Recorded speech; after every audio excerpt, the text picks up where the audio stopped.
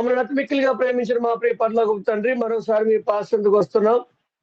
తండ్రి, మీ యొక్క వాక్యాన్ని పరిశీలించబోతా ఉన్నాం. ప్రకటన గ్రంథం 17వ అధ్యాయం. అందులోని విషయాలన్నీ కూడా తేటగా మేము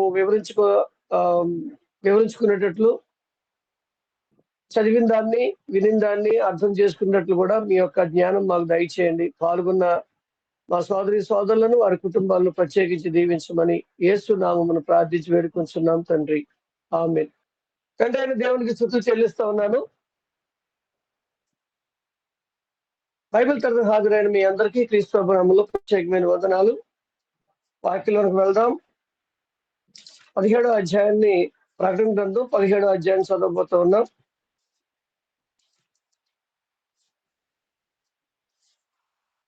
ప్రకటన గ్రంథం 17వ అధ్యాయం. బబులోను ఒక స్త్రీగాను, ఒక పట్టణం గాను వర్ణించబడింది.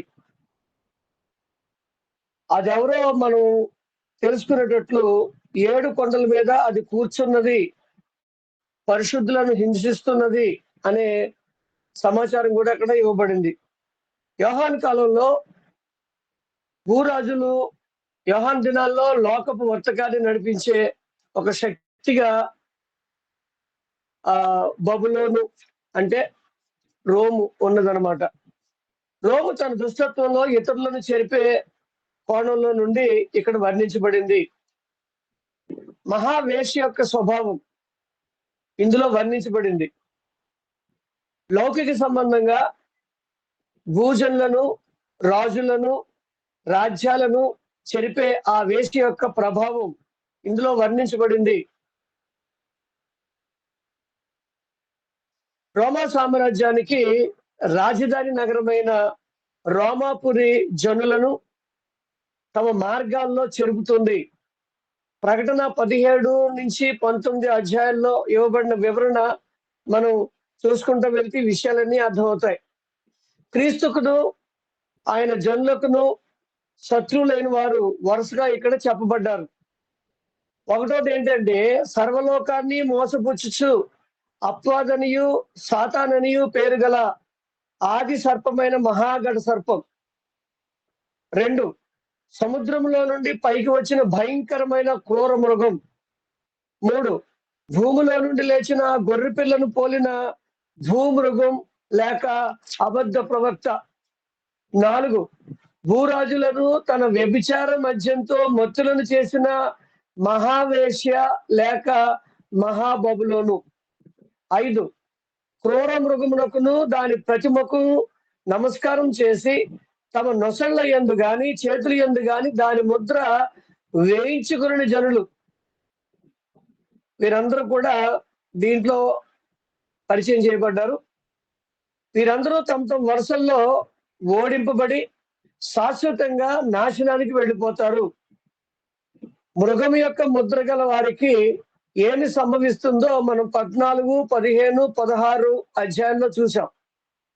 ప్రస్తుతపు దర్శనంలో సింబాలిక్ పటాల ద్వారా బబులోనుకు ఏమి సంభవించబోతుందో యోహానుకు మరి చూపిస్తూ ఉన్నారు. మరియు సముద్రంలో నుండి వచ్చిన క్రూర మృగానికి, అబద్ధ ప్రవక్త లేక భూమృగానికి ఏమి సంభవించలే ఉందో కూడా దీంట్లో చూపబడింది. అధ్యాయము 20లో మహాగఢ సర్పం యొక్క నీచ పతనం కూడా వర్ణించబడింది. ఏది ఎలాగున్నా బబులోను అనబడే ఈ మహావేశ్య దీని యొక్క పతనం తప్పనిసరి అయిందని, సంపూర్ణమైందని, తిరుగులేనిదై ఉన్నట్టు సింబల్స్ తో పాటు చూపించబడింది. ఒకవైపు ఈ మహావేశ్య యొక్క తిరుగులేని పతనాన్ని బట్టి, గొర్రెపిల్ల యొక్క వివాహ మహోత్సవ సమయాన్ని బట్టి పరలోకం బహుగా ఆనందిస్తుంది. ఇలాంటి మహత్తరమైన విజయానికి నిజమైన కర్త ఎవరో కూడా ఇది తెలుపుతుంది. తెల్లని గుర్రం మీద కూర్చున్న వాడు ఈ బబులోను మీదను, క్రూర మృగం మీదను, అబద్ధ ప్రవక్త మీదను జయించిన వాడై తన శత్రువులందరి పైన చివరి తీర్పు అమలు చేయవాడై ఉన్నాడు. ప్రకటన 14వ అధ్యాయము 8వ వచనంలో మొదటిగా బబులోను మనకి పరిచయం చేయబడింది. అప్పటికే అది పడిపోయినదిగా కనిపిస్తుంది. మరలా ఇక్కడ మహాపట్టణం యొక్క పతనం చూస్తాం. 16వ అధ్యాయము 15-21 వరకు మనం చదివినట్లయితే ఆమె ఎవరో ఇంకా మనకు తెలియనట్టుగా, అధ్యాయం 17లో భక్తిహీనమైన వేశ్య ఎవరో తేటగా వర్ణిస్తుంది. అంటే 16వ అధ్యాయంలో అయితే మనకి ఆమె ఎవరో తెలియదు, ఆ స్త్రీ ఎవరో తెలియదు. 17వ అధ్యాయంలో అయితే భక్తిహీనమైన వేశ్య ఎవరో తేటగా వర్ణించబడింది. దైవ ప్రేరితమైన ఈ వర్ణనను మనం పరిశీలిస్తే తానెవరో గుర్తించడంలో సందేహం ఉండదు. తానెవరో మరి ఆమె ఎవరు అంటే ఆమె రోము అనే మహానగరమే. ప్రవచన లేఖనాల్లో రాజధాని నగరులు స్త్రీలుగా సంబోధించబడ్డాయి. ఉదాహరణకు తర్షీషు కుమారి, సీదోను కన్యక, చెరపట్టబడిందానా అని యెషయా గ్రంథం 23 అధ్యాయం 10-12 వచనాల్లో మనకు కనిపిస్తూ ఉంది. అందువల్ల మరి ప్రవచన లేఖనాల్లో రాజధాని నగరంలో స్త్రీలుగా సంబోధించినట్టు మనం గమనించగలం. కనుక క్రొత్త నిబంధనలో రోము వేశ్యగా పోల్చబడింది. మొదటి శతాబ్దంలో రోము పరిశుద్ధులను హింసించే శక్తికి కేంద్రంగా ఎంత ప్రాముఖ్యత పొందిందంటే దాని నాశనాన్ని చిత్రించడానికి 3 నిండు అధ్యాయాలు వినియోగించబడ్డాయి. ప్రకటన గ్రంథం 14వ అధ్యాయం 8వ వచనం, 16వ అధ్యాయం 19వ వచనాల్లో ఛాయారూపంగా చూపబడిన రోమి యొక్క గతి పతనం వరుస దృశ్యాలతో చూపబడింది. భూరాజులతో తన విగ్రహ సంబంధమైన కార్యక్రమాలు జరిగిస్తూ అనేక జన్మలపై కూర్చుండిన మహావేశ్యగా రోమ చిత్రించబడింది. ఈ వేశ్య యొక్క పరిచయం 17వ అధ్యాయము 16-18 వచనాల్లో మనకు కనిపిస్తుంది. అంటే 17వ అధ్యాయము 1-6 వచనాలు, అలానే 18వ వచనం మనం చూసినట్లయితే 7 పాత్రలు పట్టుకుని ఉన్న దూతలలో ఒక దూతచే అది పరిచయం చేయబడింది. పాత్రలు కుమ్మరింపబడడం వల్ల బబులోను బాధింపబడింది కనుక ఆ 7 ఉగ్రత పాత్రలు కుమ్మరింపబడక మునుపు జరిగిన ఒక సంఘటన ఇది ఉండొచ్చు. మహావేశ్య దాని యొక్క తీర్పు 18వ అధ్యాయంలో కనిపిస్తుంది. అయితే ఇప్పుడు మనం గ్రంథంలోనికి వెళ్ళి అధ్యాయం 15 నుండి సంగతులను వరుసగా చూసుకుంటూ వద్దాం. 1వ వచనం, 17వ అధ్యాయం 1వ వచనంలో ఆ 7 పాత్రలు పట్టుకుని ఉన్న 7 దూతల్లో ఒకడు వచ్చి నాతో మాట్లాడుచు ఎలాగూ చెప్పాను అని రాయబడి ఉంది. నీవు ఇక్కడికి రమ్ము, విస్తార జలముల మీద కూర్చున్న మహావేశ్యకు చేయబడు తీర్పు నీకు కనపరిచేదను అని రాయబడి ఉంది. 17వ అధ్యాయం 1వ వచనంలో మహావేశ్య యొక్క దర్శనానికి యోహాను ఎలా ఆహ్వానించబడ్డాడో, గొర్రెపిల్ల యొక్క భార్యను దర్శించడానికి కూడా యోహాను అలాగే ఆహ్వానించబడ్డారు. 21వ అధ్యాయము 9-10 వచనాల్లో మనం చూసినట్లయితే ప్రకటన గ్రంథం యొక్క చివరి భాగంలో దృష్టిని ఈ 2 స్త్రీలు ఆకర్షించే వారుగా వర్ణించబడ్డారు. గొర్రెపిల్ల భార్య ఎలాగూ పరలోకపు యెరూషలేమని సూచించబడిందో 21వ అధ్యాయం 9-10 వచనాల్లో, అలాగే ఈ మహావేశ్య రోము మహానగరం అని సూచించబడింది. నీవు ఇక్కడికి రమ్ము, విస్తార జలముల మీద కూర్చున్న మహావేశ్యకు చేయబడు తీర్పు నీకు కనపరిచేదను అని రాయబడి ఉంది కదా. విస్తార జలములు అనగానే నదులు, సముద్రాలు అని అపోహపడవలసిన అవసరం లేదు. కారణం ఏంటంటే విస్తార జలములకు ప్రకటన గ్రంథమే అర్థం చెప్తుంది. 17వ అధ్యాయము 5వ వచనంలో ఆ వేశ్య కూర్చున్న చోట నీవు చూచిన జలములు ప్రజలను, జన సమూహములను, జనములను, ఆయా భాషను మాట్లాడు వారిని సూచించును అనే రాయబడి ఉంది 17వ అధ్యాయం 5వ వచనంలో. అంటే అది అంతర్జాతీయ సామ్రాజ్యాన్ని సూచిస్తుంది. ఆ వేశ్య అంతర్జాతీయ సామ్రాజ్యంపై కూర్చున్నది. 2వ వచనంలో భూరాజులు ఆమెతో వ్యభిచరించిరి, భూనివాసులు ఆమె వ్యభిచార మద్యంతో మత్తులైరని రాయబడి ఉంది. భూరాజులు ఇక్కడ వ్యభిచారము అంటే ఆమె దుష్కార్యములలో పాలివారయ్యారు, అది దాని అర్థం. ప్రతి విధమైన అపవిత్రతకు, అది శరీర సంబంధమైన అపవిత్రతయే గాని, ఆత్మ సంబంధమైన అపవిత్రతయే గాని, అసహ్యమైన ప్రతి దానికి అది కేంద్ర స్థానమై ఉన్నట్టుగా చెప్పబడింది. కనుక దాని సహవాసం వలన భూరాజులను, భూనివాసులను అపవిత్రులైపోయారు, అది దాని భావం. భూనివాసులు అనే పదప్రయోగం పరిశుద్ధులతో చేర్చబడలేదు, గమనించాలి.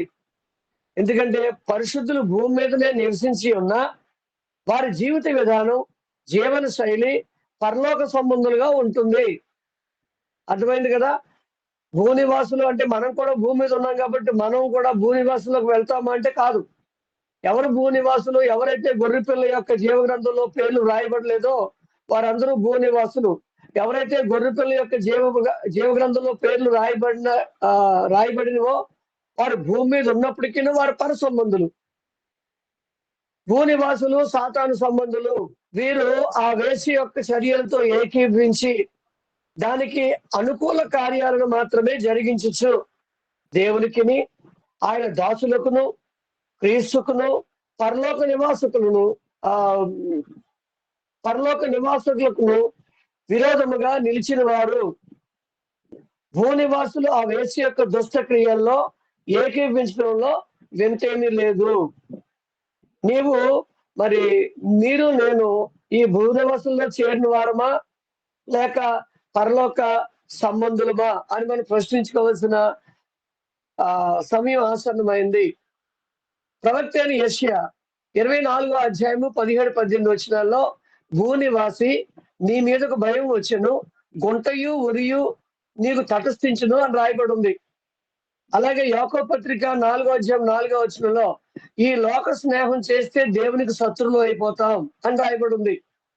భూనివాసులు దేవుని ప్రేమించి ఆయన సంకల్ప ప్రకారం పిలువబడిన వారుగా ఉన్నట్లయితే వారు పరలోక సంబంధులుగా భావించబడతారు.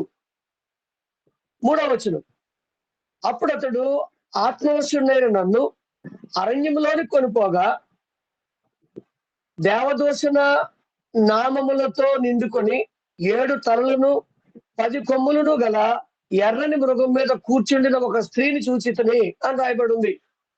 ఇది 13వ అధ్యాయంలో మనం చూసినట్లయితే సముద్రం నుండి పైకి వచ్చినట్టుగా వర్ణింపబడిన క్రూర మృగం ఈ మృగమే.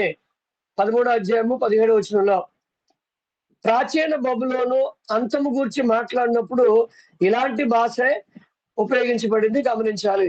ఇర్మియా గ్రంథం 51వ అధ్యాయము 13వ వచనంలో విస్తార జలము యొద్ద నివసించుదానా, నిధులు సమృద్ధి గలదానా, నీ అంతం వచ్చి ఉన్నది అన్నట్టుగా.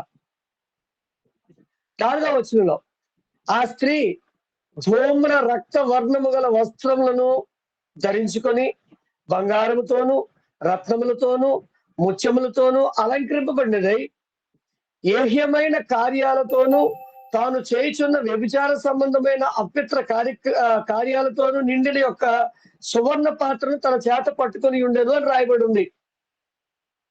వర్ణింపబడిన ఈ స్త్రీకిని 12వ అధ్యాయంలో స్త్రీకిని ఎంతో తేడా ఉంది. అధ్యాయం 12లో స్త్రీ ఘట సర్పం యొక్క బారి నుండి కాపాడబడడానికి అరణ్యంలో కొనుకోబడింది.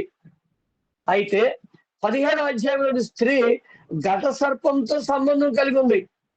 ఈ ఇద్దరు స్త్రీల అలంకరణలో కూడా వ్యత్యాసం ఉంది. అదేంటి అంటే ఈ స్త్రీ అలంకరణ, వస్త్రాధారణ సౌందర్యం కొరకు కాదు. ఇది తన భర్త కొరకు అలంకరించుకున్న పెండ్లి కుమార్తె కాదు. దీని అలంకరణ విలాసాన్ని ప్రదర్శించడానికి, తన భోగాన్ని కనపరిచేదిగా ఉందన్నమాట. ఏహ్యమైన కార్యాలతో తాను చేయుచున్న వ్యభిచార సంబంధమైన అపవిత్ర కార్యక్రమాలతో నిండిన ఒక సువర్ణ పాత్రను తన చేత పట్టుకొని ఉందని రాయబడి ఉంది. తన ఏహ్య కార్యాలతో కూడిన ఆ వ్యభిచార పాత్రలోనిది భూరాజులకు, భూజనులకు త్రాగిస్తూ ఉండేది. జనులను లాలించి, శోధించి, చెరిపి దేవుని నుండి వేరు చేయడమే దాని యొక్క పని. తన చెడుతనంలోను, తన విగ్రహారాధనలోను ఇతరులను పాలిభాగస్తులు చేయడమే దాని యొక్క చాతుర్యం. 5వ వచనం, దాని నొసలు దాని పేరు ఎలాగూ రాయబడి ఉండెను, మర్మము వేశ్యలకును భూమిలోని ఏహ్యమైన వాటికి తల్లి అయిన మహాబబులోని రాయబడి ఉంది. చరిత్రలో ఇశ్రాయేలు, యోధా దేశాలు వ్యభిచారులు కూడా చిత్రింపబడ్డాయి. ఎక్కడంటే యెహెజ్కేలు గ్రంథం 23వ అధ్యాయంలో, ప్రకటన గ్రంథం 3వ అధ్యాయం 8 నుంచి 12 వచనాలు కూడా రాయబడి ఉంది. వ్యభిచారులు అంటే భర్త కలిగిన వారై విశ్వాసఘాతకులైన వారు వ్యభిచారులు అని వర్ణించబడింది. వేశ్యలు అంటే భర్త అనే నిర్బంధం లేక విచ్చలవిడిగా తిరిగేవారు, లాభం కొరకు తమ దేహాన్ని అమ్ముకొని జీవితం గడిపేవారు. మర్మము అని అంటే రహస్యం. దుష్టత్వానికి తన చెడుతనం చేత లోకులను చేర్పే పనిలో ఈ వేశ్య నిమగ్నమై ఉంది. దేవుని నిబంధనకు సంబంధం లేని రాజధాని నగరులు, రాజ్యాలు వేశ్యలతో పాత నిబంధనలో పోల్చబడినవి. అవేంటంటే యెషయా గ్రంథం 23వ అధ్యాయం 16, 17 వచనాల్లో, అంటే దేవుని నిబంధన సంబంధం లేని వారు ఎవరైతే ఉన్నారో ఆ రాజధాని నగరులు, రాజ్యాలు కూడా వేశ్యలతో పోల్చబడింది.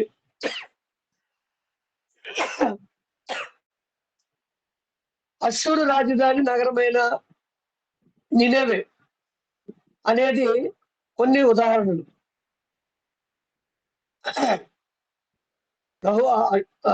నహూము గ్రంథం 3వ అధ్యాయం 4వ వచనంలో చెప్పబడుతుంది. ఇక్కడ చర్చించబడే మర్మం ఏంటి అంటే, బబులోను అను వేశ్య చేతిలో వ్యభిచార సంబంధమైన అపిత్ర కార్యాలతో నింపబడిన పాత్ర ఒకటి ఉంది. ఇది రహస్యంగా ఉందన్నమాట. ఇది మిగతా వాళ్ళకి తెలీదు కాబట్టి ఇది తెలియపరుస్తూ ఉన్నాడు. ఆ పాత్రలోనిది లోకులకును భూరాజులకును అది త్రాగిస్తుంది, తన అపిత్ర కార్యాలలో ఇతరులకు పాలిస్తుంది, అంటే పాలిభాగస్తులు చేస్తుంది. అలా పాలుగల వారు దానితో సహవాసం చేసేవారుగా ఉంటారు. అది కేవలం వేశ్య మాత్రమే కాదు, వేశ్యకు తల్లి అయి అంటే వేశ్య వృత్తిని నేర్పేదిగా ఉంది. అందుకనే తల్లి అనే మాట కూడా ఉపయోగించబడింది. వాటికిని తల్లి అయిన మహాబబులోని రాయబడి ఉంది. వేశ్య వేరు, వేశ్య తల్లి వేరు. వేశ్య అంటే తను నేర్చుకున్న కార్యక్రమాన్ని జరిగిస్తూ ఉన్నది. మరి వేశ్యకు తల్లిగా వర్ణించబడింది అంటే వేశ్య వృత్తిని నేర్పేది అనమాట. 6వ వచనం, మరియు ఆ స్త్రీ పరిశుద్ధుల రక్తము చేతను యేసు యొక్క హతసాక్షుల రక్తము చేతను మత్తిల్లి యున్నట చూచితని అని రాయబడి ఉంది. దానికి మత్తు కలిగించింది తన వేశ్యావృత్తి వలన కాదు, లేక తాను మత్తిల్లింది మద్యపానం వలన కాదు. అది పరిశుద్ధుల రక్తమును యేసు యొక్క హతసాక్షుల రక్తము చేత మత్తిల్లింది.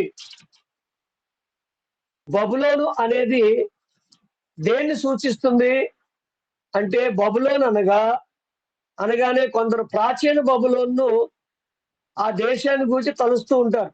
కానీ ఇక్కడ మహావేశ్య అంటే లాలన చేయుచు, శోధించుచు, చెరుపుచు, దేవుని నుండి దూరము చేయు అనడానికి సింబల్ గా ఉంది మహావేశ్య అంటే. బబులోను లోక సంబంధమైన పట్టణం. విలాసపు వెర్రితనం, అహంభావం, సంతోష పిచ్చి ప్రాచీన బబులోను యొక్క బుద్ధిపూర్వకు విర్రవీగుడుతనంగా ఉంది. అంతేగాక ప్రకటన 17 నుంచి 18 అధ్యాయాల్లో కనిపించే వర్ణనతో అది సన్నిహితంగా ఉంది. ఏంటి? ప్రాచీన బబులోను. పైగా గొప్ప పరిశ్రమలు, వర్తకపు మహానగరంగా అది కనిపిస్తుంది ప్రకటన గ్రంథంలో ఉన్న 17, 18 అధ్యాయాల్లో. ఇది మరి ప్రకటన 18వ అధ్యాయం 11వ వచ్చిన నుండి కనుక బబులోను అనేది పరిశ్రమకును, వర్తకానికి, కళలకును, నాగరికత మొదలగు వాటి కేంద్రంగా ఉన్నట్టు మనం గమనించగలం. వీటన్నిటితోనూ ఒక విశ్వాసిని లాలం చేస్తూ విలాసం చేతను, చెడుతనం చేతను, లోక సంబంధమైన రమ్యత చేతను పాడు చేయడానికి అది సింబల్ గా ఉంది మహావేశ్య. శరీరాశ, నేత్రాశ, జీవపడంబం లౌకిక దృష్టిగా ఉంది. మనకు తెలిసింది కదా, యోహాను రాసిన మొదటి పత్రిక 2:16 ఇవన్నీ ఆశ్రయిస్తూ దేవుని యొక్క జనులను దేవుని నుంచి వేరు చేసే క్రమంలో కార్యక్రమాలు జరిగిస్తూ ఉంది. చాలా ప్రభావవంతంగా సత్యానికి దోషానికి మధ్య తీక్షణమైన వ్యత్యాసం కనిపించింది.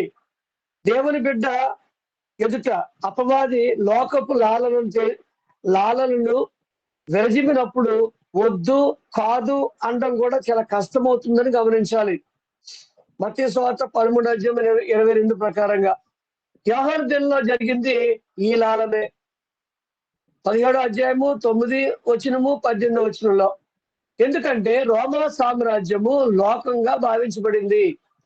అరణ్యంలో ఈ స్త్రీని చూచినప్పుడు దాని పనిని బట్టి దాని స్థితిని బట్టి యోహాను బహుగా ఆశ్చర్యపడగా 7వ ఆ దూత నాతో ఇట్లనను, నీ వేళ ఆశ్చర్యపడితివి, ఈ స్త్రీని గూర్చిన మర్మమును, 7 తలలను 10 కొమ్ములను కలిగి దాన్ని మోయిచున్న క్రూర మృగమును గూర్చిన మర్మమును నేను నీకు తెలిపేదను.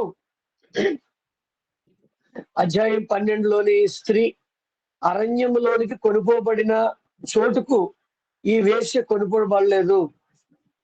అయితే అరణ్యంలో ఉన్న తన చోటికి ఎదురున్నట్లు గొప్ప పక్షిరాజు రెక్కలు 12 అధ్యాయంలో స్త్రీకి ఇవ్వబడ్డాయి. ఎందుకంటే కాపాడబడ్డానికి, ఆశ్రయం పొందడానికి. 12:14 అక్కడ ఆ ఘట సర్పమును చూడకుండా ఆమె పోషించబడే స్థలంలో ఉంచబడింది.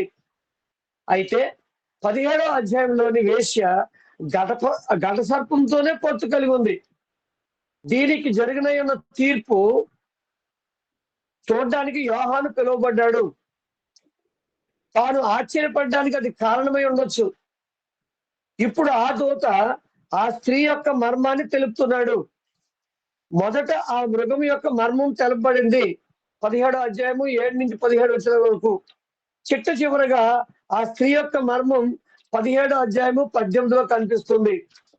మనం తిరిగి ప్రకటన 13వ అధ్యాయము 1-10 వెళితే ఈ మృగం పరిశుద్ధులను హింసించే పౌర అధికారమైనట్టు చూస్తాం. అంటే ప్రభుత్వం పరిశుద్ధులను హింసించే ఒక అధికారం కలిగి ఉన్నట్టు మనం చూస్తాం. అందువల్ల ఈ మృగం హింసకు సింబల్ గా చూస్తాము. హింస అంటే నీరో క్రింద క్రీస్తు 68లో జరిగినట్టు మనకి చరిత్ర చెప్తుంది. గ్రంథంలో కూడా ఆ ప్రస్తావన ఉంది. 8వ వచనాన్ని చూసినట్లయితే, నీవు చూసిన ఆ మృగం ఉండెను గాని ఇప్పుడు లేదు. అయితే అది అగాధ జన్మలో నుండి వచ్చుటకును నాశనకు పోవుటకును సిద్ధముగా ఉందని రాయబడి ఉంది. క్రూర మృగం అనేది హింసకు సింబల్ గా ఉంది. నీరో క్రింద ఆ మృగం హింసగా ఉండేది కానీ ఇప్పుడు లేదు. అంటే వెస్పేసియన్ మరియు టైటస్ అనే వారి క్రింద హింస లేదు. అయితే అది అగాధ జన్మలో నుండి పైకి వచ్చుటకును నాశనకు పోవుటకును సిద్ధంగా ఉంది అని రాయబడి ఉంది. కొన్ని సంవత్సరాలు నిలిపేయబడింది అని దాని అర్థం. తిరిగి డొమిషియన్ క్రింద అది ఉనికిలోనికి వస్తుంది. ఇవి చెప్పడానికే ఇక్కడ ఎలా వర్ణించబడింది. అయినా ఆది క్రైస్తవులను నిరాశ నిస్పృహంలోకి ఈ వార్త ఎంత మాత్రం పడవేయలేదు. వాళ్ళు ఇంకా ఆదరణ పొందారు, ధైర్యం పొందారు. ప్రకటన 17:6 బట్టి అది నాశనంకు వెళుతుంది కనుక లోకంలో నివసించేవారు ఆశ్చర్యపడతారు. అంత గొప్ప శక్తి కూడా ఓడింపబడుతుందనే ఆశ్చర్యం ఎవరికైనా కలుగుతుంది. కానీ వారు దేవుని ఎరుగరు. ఇన్ని సంఘటనలు చూసినా తెలుసుకున్నా కానీ తెలుసుకున్న వాళ్ళు దేవుణ్ణి అంగీకరించరు, ఎరుగరు అనమాట. అయినా ఇంకను ఈ క్రూర మృగం ఎవరో యోహాను మరొకసారి చూపించబడ్డారు. దేవుని పిల్లలను హింసించిన వారు ఎవరు అనే అనే విషయాలు కూడా 9-11 వచనాలు మనం చదివినట్లయితే ఇందులో జ్ఞానము కల మనసు కనబడును. ఆ 7 తలలు, ఆ స్త్రీ కూర్చున్న 7 కొండలు వివరణ వచ్చేసింది ఇక్కడ. ఇందులో జ్ఞానము గల మనసు కనబడును. ఆ 7 తలలు, ఆ స్త్రీ కూర్చున్న 7 కొండలు మరియు 7 రాజులు కలరు. 5 కూలిపోయిరి, ఒకడున్నాడు, కడంవాడు ఇంకనూ రాలేదు. వచ్చినప్పుడు అతను కొంచెం కాలం ఉండవలెను. ఉండినదియు ఇప్పుడు లేనిదియునైనా ఈ క్రూర మృగం ఆ 7 పాటు ఒకడనై ఉండి తానే ఎందో రాజగుచు నాశనకు పోవును అని రాయబడి ఉంది. చరిత్ర ప్రకారంగా చూస్తే దేవుని ప్రజలను హింసించిన రాజ్యాలు ఉన్నాయి. ఒకటి ఐగుప్తు రాజ్యం, రెండోది అష్షూరు రాజ్యం, మూడోది బబులోన్ రాజ్యం, నాలుగోది పారసీకుల రాజ్యం, ఐదోది గ్రీసు. అంటే 5 కూలిపోయారు అన్నది కదా, గ్రీస్ కూడా కూలిపోయింది. 7 ఆరోది ఒకడున్నాడు, ఉన్నవాడు ఎవరు అనమాట, రోము సామ్రాజ్యం. రైట్. 7వది కడమవాడు ఇంకనూ రాలేదు, ఇక రావలసినవన్నీ ఇందులో చేర్చబడ్డాయి అని రాయబడి ఉంది. వచ్చినప్పుడు అతను కొంచెం కాలం ఉండవలెను. తరములలో ఆయా రాజ్యాలలో జరుగు పరిశుద్ధ హింసకి ఇది సూచన ఉంది. హింసించడంతో అతడు అంటే వచ్చే రాజ్యం వారి వలె ఉంటాడు. అది రోము మాత్రమే కాదు, ఏ ప్రభుత్వం అధికారంలోనికి అపవాది హింసించే గుణాన్ని లేక చర్యను ఊదుతుందో దానిని సూచిస్తుంది.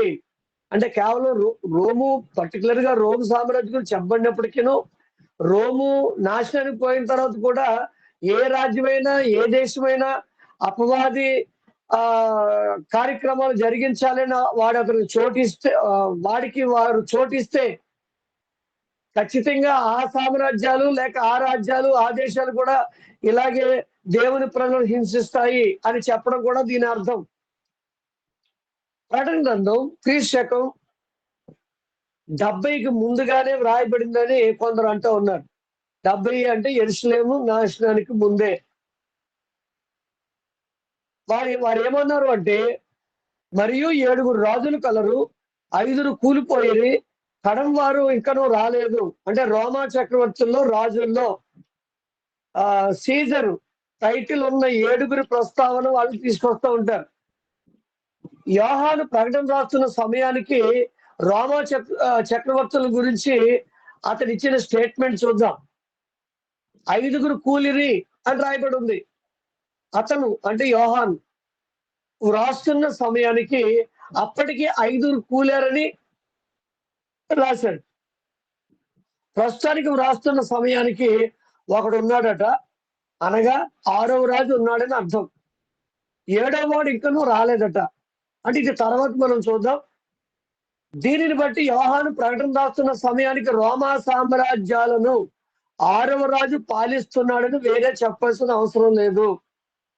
చరిత్ర ప్రకారం ఈ 6వ రాజు ఎవరో తెలుసుకుంటే అతని పరిపాలనా కాలంలోనే యోహాను ప్రకటన రాజు స్పష్టంగా అర్థమవుతుంది. చరిత్ర ప్రకారం ఆ 6వ రాజు ఎవరో పరిశీలిద్దాం. చూడండి, 7 రాజులు ఉన్నారు కదా, వీరెవరు అంటే సీజర్ అనే టైటిల్ ఉన్నవారు రాజులు. మొదటి రాజు జూలియస్ సీజర్. ఇతను పుట్టింది 102 లేక 100 క్రీస్తు పూర్వం. ఇతను చనిపోయింది ఎప్పుడంటే 44 BC. ఇతను ఒక నియంత. తర్వాత వచ్చినవాడు ఆగస్టస్ అంటాం కదా, ఆగస్టస్. ఇతను 63 BCలో చక్రవర్తిగా, ఒక ఎంపరర్ గా రాజ్యాన్ని పరిపాలించాడు. ఈయన చనిపోయింది ఎప్పుడు అంటే, ఈయన రాజ్యానికి వచ్చింది చూడండి 27 BC నుండి 14 AD వరకు.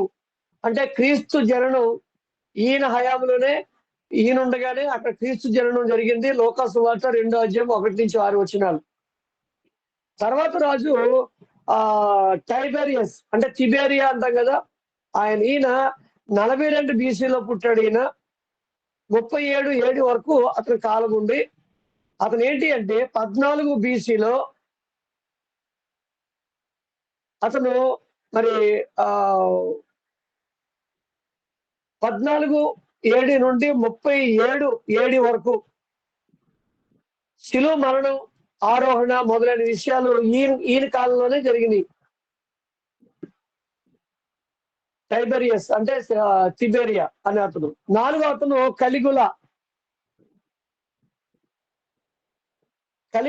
అని ఆయన 12 బీసీ నుండి పుట్టిన 12 బీసీ 41 ఏడి అంటే క్రీస్తు 41 వరకు అతని యొక్క కాలం.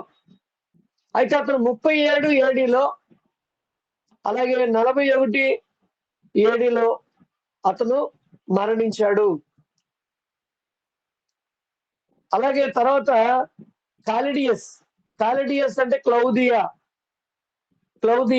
ఇతను 10 బీసీ అలాగే 54 ఏడి వరకు ఇతను ఉన్నాడు. ఇతను 41 ఏడి నుండి 54 ఏడి వరకు ఈ అపోస్తుల గాని 11 అధ్యాయం 28వ వచనం 18వ అధ్యాయం 2వ వచనం మొదలైన సంగతులన్నీ కూడా ఈ క్లౌదియా కాలంలోనే జరిగింది.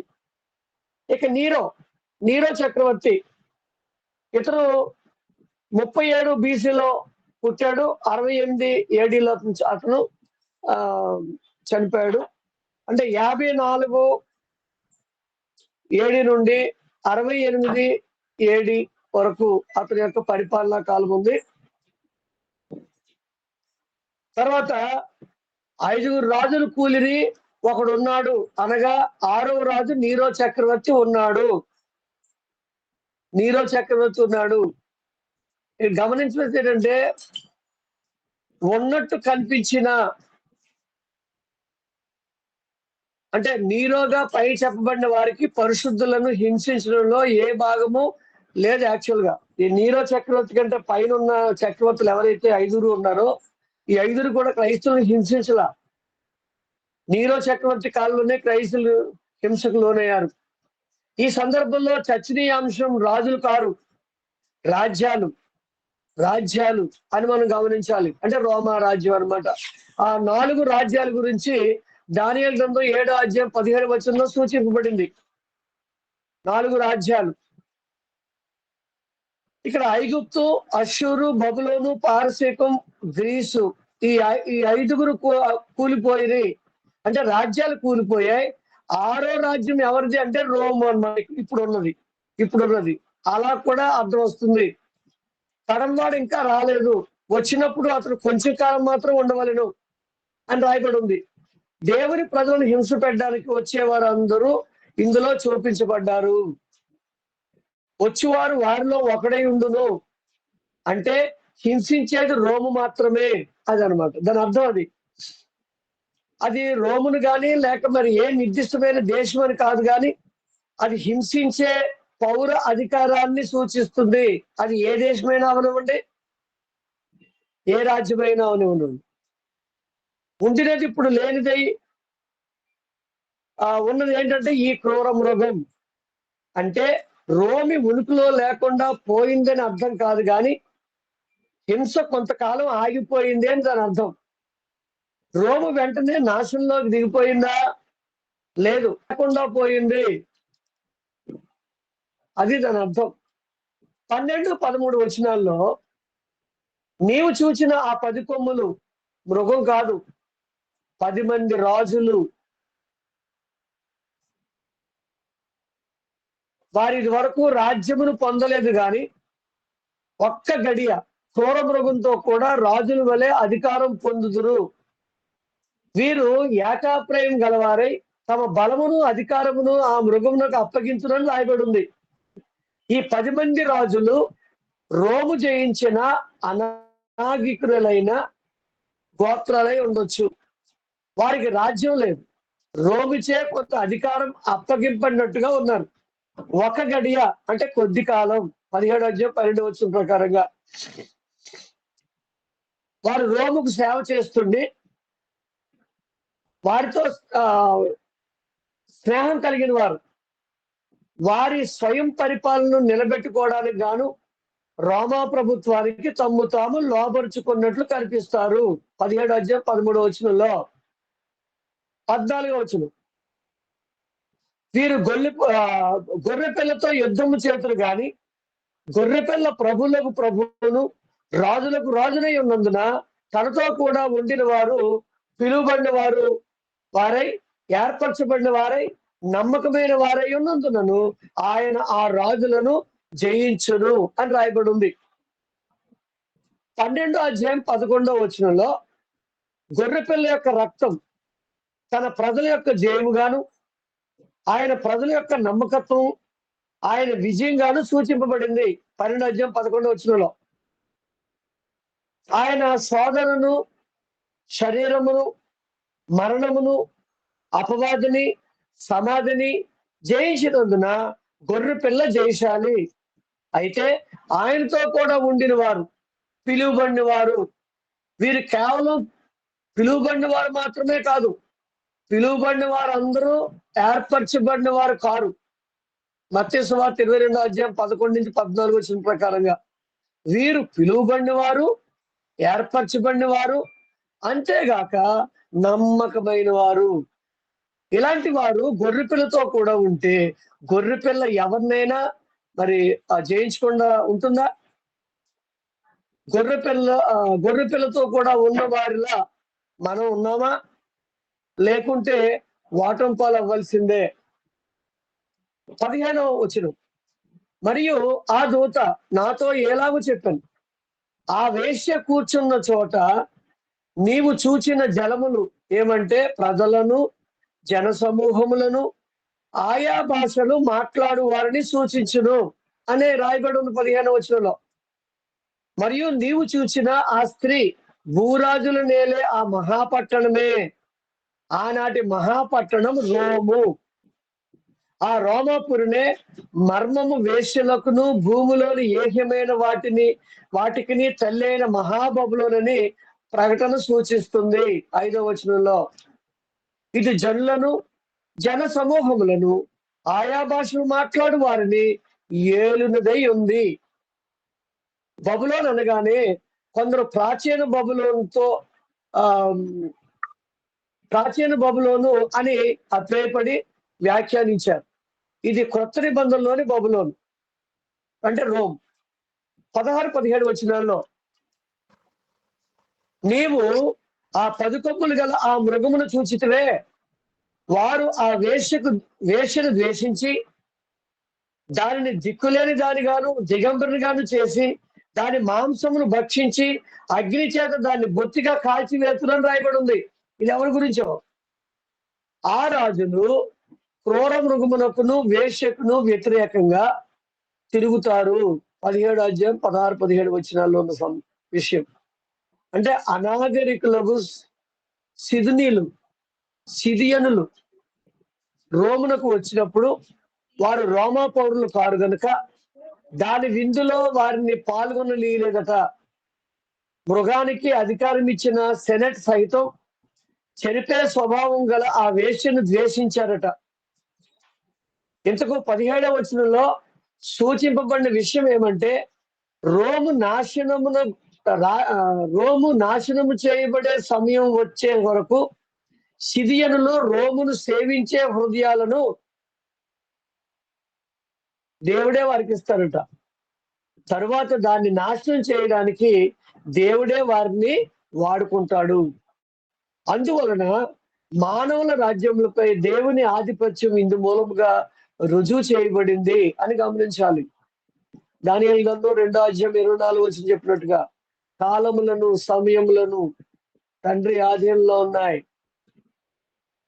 రాజులను పడద్రోయిచు వారిని నిలబెట్టే కార్యక్రమం అంతా ఎవరు చేస్తారు అంటే దేవుడు చేస్తాడు. అలాగే ఇక్కడ కూడా ఆ కార్యక్రమాన్ని దేవుడే జరిగిస్తాడు అని ప్రకటన గ్రంథం ద్వారా తెలియపరుస్తున్నాడు.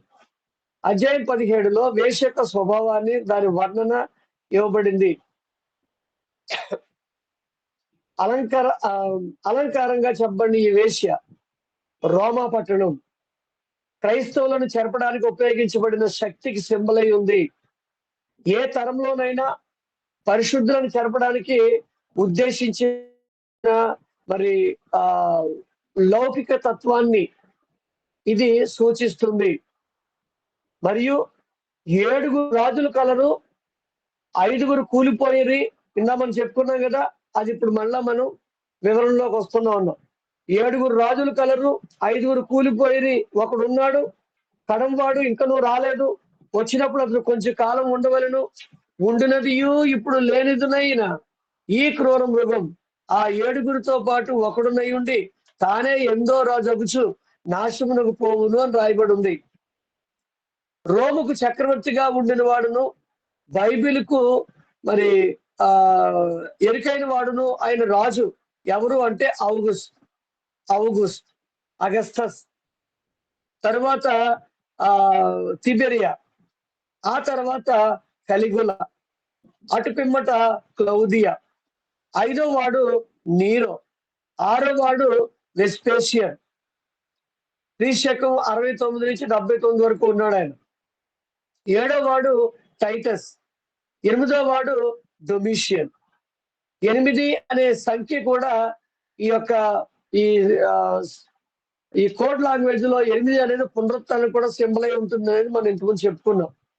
రైట్. మరియు 7 రాజులు కలరు, 5 కూలిపోయేది.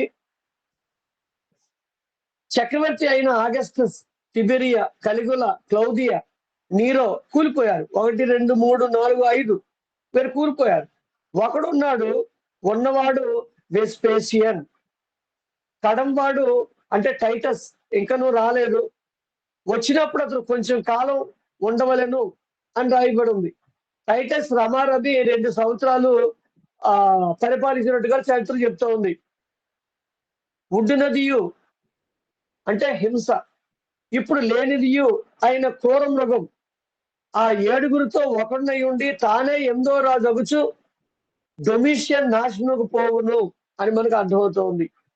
ఈ లేఖనానికి ఈ రకమైన వ్యాఖ్యానం కూడా ఉంది అనేది మనం అర్థం చేసుకోవాలి. దీన్ని బట్టి కూడా ప్రకటన రచనా కాలాన్ని గుర్తించవచ్చు. అది క్రీస్తు శకం 69, 79 మధ్య కాలమై ఉన్నట్టుగా మనకి తెలుస్తూ ఉంది సహోదరులారా. కాబట్టి మరి ప్రకటన గ్రంథం రచనా కాలం 2 రకాలుగా చెప్తున్నారు.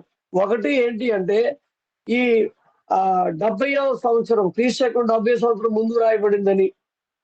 కానీ కొంతమంది అభిప్రాయపడుతున్నారు అది 95, 96లో రాయబడిందని.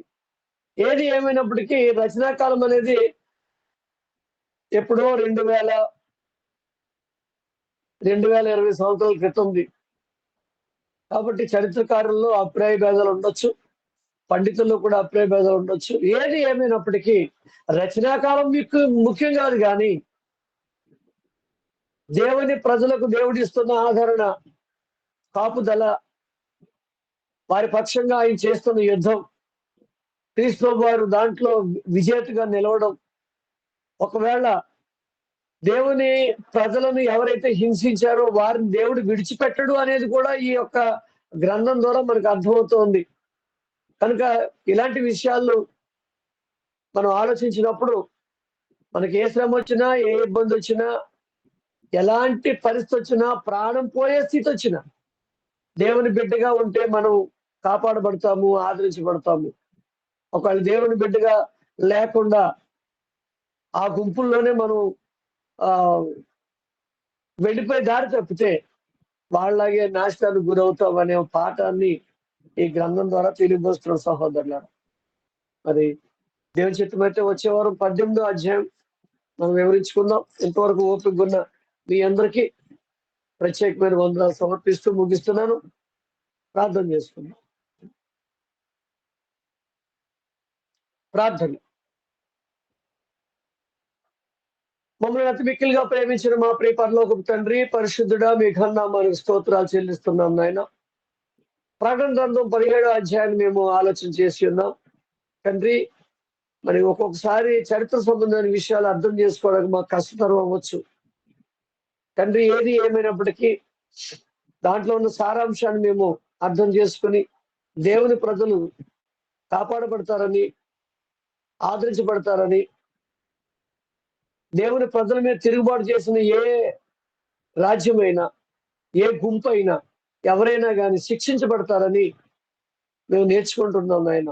కాబట్టి భూమి మీద జీవించిన భూనివాసులు, భూమి మీద జీవిస్తున్న వారమే కానీ మేము పరసముద్రంలోని గమనించి మా జీవన శైలి, జీవన విధానం దేవా మీకు మహిమకరంగా ఉండేటట్లు మా అందరినీ కూడా నడిపించమని ప్రార్థన చేస్తూ ఉన్నాం. ఇంత చక్కని విషయాలు గ్రంథం ద్వారా తెలియపరుస్తున్న విధానాన్ని బట్టి మీకు స్తుతులు చెల్లిస్తా ఉన్నాం. తండ్రి, కార్యక్రమాన్ని ముగించుకుని వెళ్తున్నాం, సహాయం చేయండి నాయన.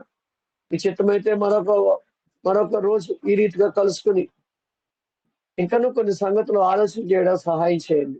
ఇంతవరకు ఓపికన్న మా సోదరులను, సహోదరులను, వారి కుటుంబాలను పేరు పేరును దీవించండి. అందరికీ కావలసిన ఆయురారోగ్య బలాలు దయచేయండి. భౌతిక ఆత్మ సంబంధమైన విషయాల్లో మీ యొక్క ఆశీర్వాదాలు సంపూర్ణంగా పొందుకొని బిడ్డలు సంతోషంగా భూమి మీద బ్రతకడానికి మీ యొక్క కృపను దయచేయండి. చేరువచ్చిన ప్రతి వారిని కూడా పేరు పేరును దీవించి మీ మెండైన ఆశీర్వాదాలు అనుగ్రహించమని యేసుక్రీస్తు నామమున ప్రార్థించి వేడుకొంచున్నాం తండ్రి. ఆమేన్. అందరికీ వందనాలండి.